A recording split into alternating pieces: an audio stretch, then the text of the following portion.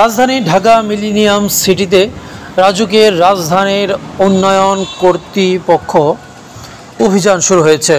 এই অভিযানে সহযোগিতা করছে পুলিশ ও অন্যান্য আইনশৃঙ্খলা রক্ষাকারী বাহিনী। ঢাকা শহরে অবৈধ নির্মাণ ও স্থাপনা উচ্ছেদ করার উদ্দেশ্যে এটি একটি বৃহৎ উদ্যোগ। অভিযানে লক্ষ্য হলো শহরের উন্নয়ন নিশ্চিত করা এবং নাগরিকদের জন্য একটি সুষ্ঠু ও নিরাপদ পরিবেশ তৈরি করা। রাজুক জানিয়েছে, অবৈধ নির্মাণ কার্যক্রম বন্ধ করতে এবং সঠিক পরিকল্পনার অধীনে উন্নয়নের আওতায় আনার জন্য তারা এই অভিযান পরিচালনা করছে।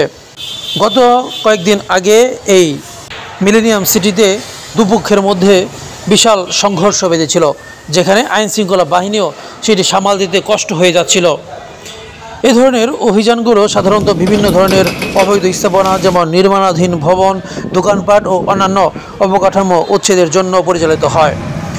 অভিযানের সময় স্থানীয় জনগণের মধ্যে সচেতনতা বৃদ্ধি ও তাদের সহযোগিতার জন্য রাজুক সাধারণ মানুষের সঙ্গে কথা বলেছে। এই অভিযানের ফলে শহরের বিভিন্ন এলাকার উন্নয়ন কার্যক্রম ত্বরান্বিত হবে এবং নগরের সামগ্রিক চেহারা বদলাবে বলে আশা করা হচ্ছে। এই অভিযানে পুলিশের বিশাল বহর মোতায়েন করা হয়েছে, যাতে কোনো প্রকার বিশৃঙ্খলা সৃষ্টি না হয় এবং অভিযান সফলভাবে সম্পন্ন করা হয়।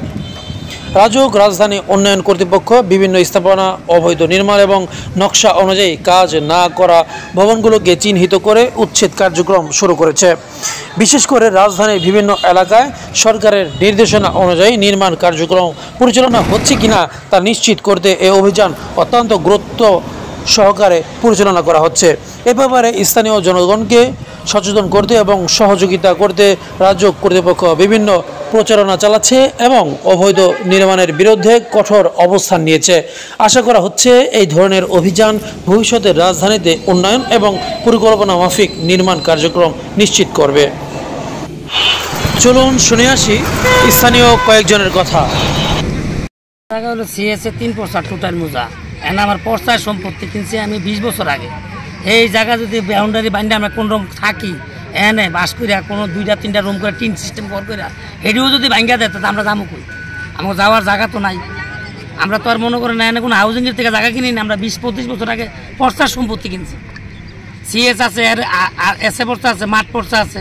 এখন 4টা পর্চার জায়গা, আর এদিকে হলো 2 পর্চার জায়গা। সিএসটা শুদ্ধ ভাঙ্গা লায়, আমরা যাবো কই? কোনো কিছু দেখতেছে না, কোনো কিছু দেখতেছে না। কাগজ দেখো, দেখে আমার কাগজ দেখে আমরা ভাঙ গেলাম, সমস্যা নাই। আমার অবৈধ থাকলে ভাঙ গেলাম। আমার কত যেমন আমি বড় বিল্ডিং করবো, এর মধ্যে আমি রাজু করতে পারমিশন নিমই। আমি যখন টিন সিস্টেম করে হেও কি আমার রাজু সাথে পারমিশন থাকতে হইব? আমি গরিব মানুষ, ভাড়া থাকি, আমি কি করবো? আমার থাকতে হইব না। এই হলো ঘটনাটা ভাই। নাম কি আপনার? আমার নাম তাহের। আমি জায়গা কিনছি 20 বছর আগে। এই জমিটা হলো আমাদের বাপদাদার পৈতৃক সম্পত্তি। এখানে আমরা জন্ম থেকে এখানে বসবাস করতেছি, চাষাবাদ করতেছি। এটা সিএস রেকর্ডীয় জায়গা।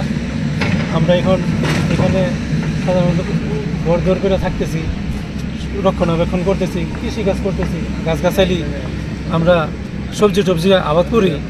আমাদেরকে কোনো নোটিশ ছাড়াই এইভাবে ঘুরে দেওয়া, ভেঙে দেওয়া, এটা তো সত্যি একটা অমানবিক ঘটনা। আমরা কি করতেছি? আমরা কোথায় যাব? আমরা কার কাছে বলবো? কি ছিল আপনার এখানে? কি ভাঙলো এখানে? এখানে আমার একটা ওই যে কৃষি সরঞ্জাম এখানে থাকে, এই ঘরটা ঘুরাই দিল এই যে।